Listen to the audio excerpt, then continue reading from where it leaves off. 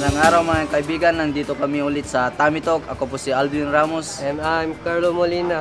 So, ang lulutuin natin ay yang chow bagnet, fried rice.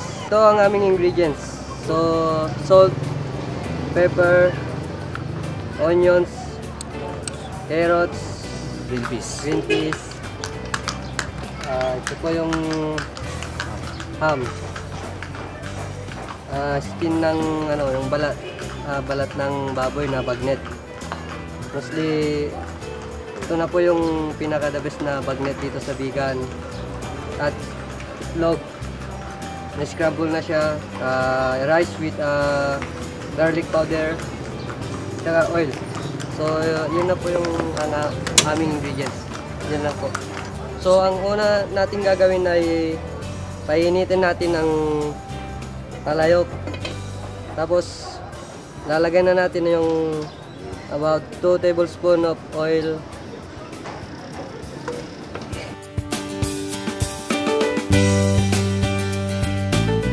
So ngayon na ilalagyan na natin ng onions,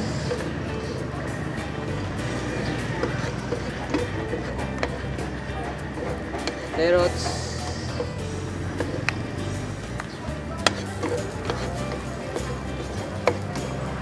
green peas,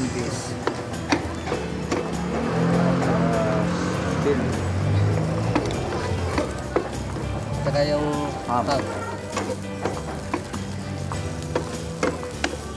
saka yung bagnet na Natatag.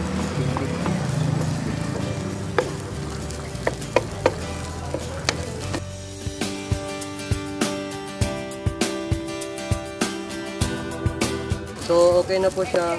Lagyan natin ng salt, pepper,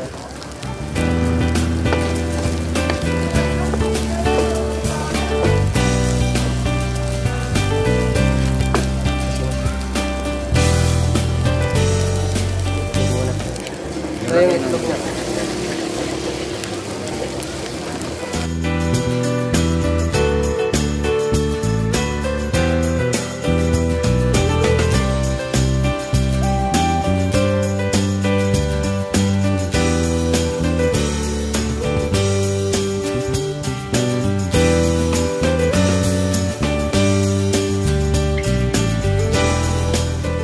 Transfer lang natin dito sa bowl namin. Dito natin iseset yung yang chow bagnet bagay.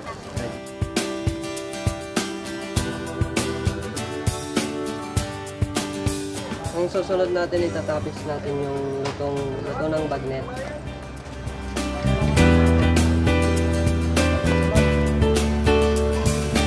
Tapos, kunting garnish.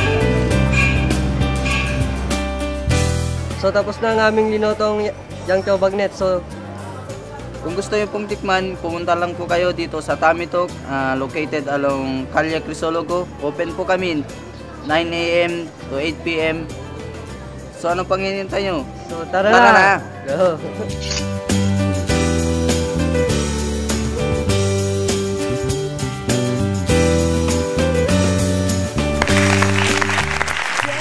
And there you go, napanood natin mga kaibigan kung paano gumawa ng yang chow with bagnet.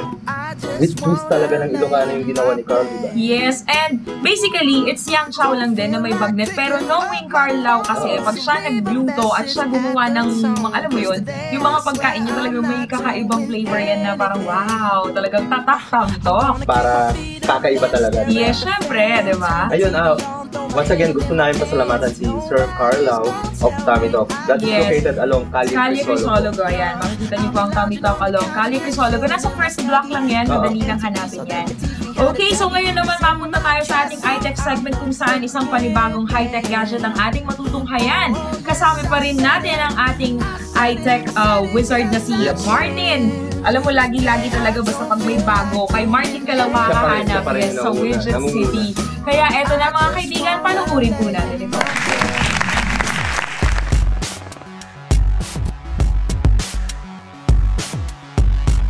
Hi everybody, welcome to the weirdly lovable world of iTech, where I'll be giving you a dose of tech-related series including updates about the latest in software and hardware technology. Today we'll be featuring Acer Liquid E Ferrari version. It has a 5.0 megapixel cam, and did you know that it is the world's most exclusive smartphone with a combination of performance and fashion? So tell us more about it, Martin. Hi, good afternoon everyone. I'm here to introduce to you and to give you a short review with the latest phone, Acer Ferrari Liquid E. The Acer Ferrari Liquid E is released on the last quarter of 2010. This phone is powered with Android OS, and of course, with the brand Acer, it's already a reliable phone which can give us a high performance in terms of messaging and other multimedia tasks. The Acer Ferrari has 3.5-inch display. It allows you to view a good multimedia viewing, and this phone is also powered with 5 megapixel phone. This phone also has a 3.5 jack that allows you to place more types of headphones, and this phone has an Android OS. The latest release now is equipped with Froyo, and sooner or later Gingerbread is about to come to the market, whereas you can upgrade your Android version to a higher one. This Acer Ferrari is a limited edition. It has 1.5 GHz processor, and it has 512 ROM and 512 RAM.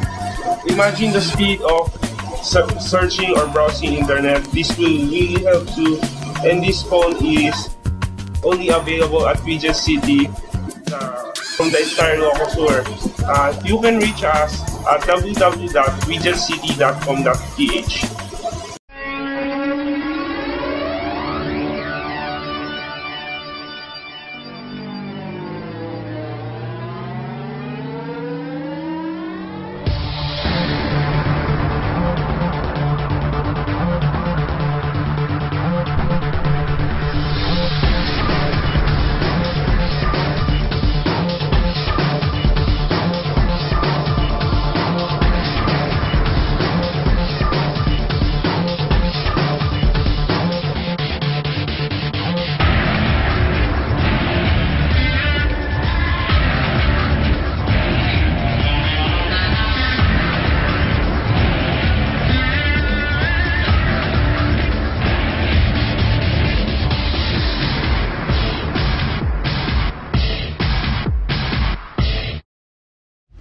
That's our featured gadget for this week.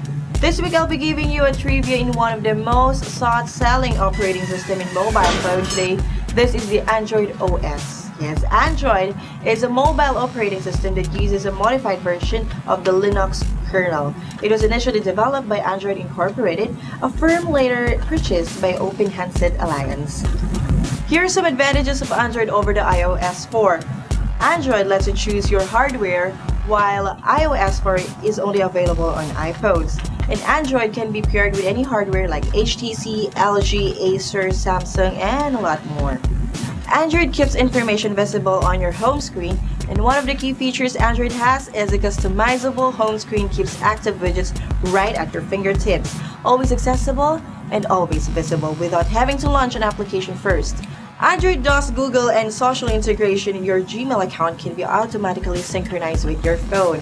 Photo taken with your phone can be automatically uploaded to Flickr, and your phone can even be linked to your Facebook account and can sync your phone contacts with your Facebook friends, complete with profile images, email addresses, and phone numbers. The iPhone can do this only through use of third-party applications and is nowhere near as seamless to use as the Android alternative. Android lets you change your setting faster, and iPhone users are stuck digging around in the system settings every time they want to turn their Wi-Fi or Bluetooth on, while Android lets you use widgets to manage our settings directly from your home screen. For comments and suggestions and your gadget problems, yes, you can email us at wakeupilocos@yahoo.com. Yes, so learn more and take on the world of gadgets only here in iTech. Till next episode, guys, this has been your iTech jock, Roxy Chantal.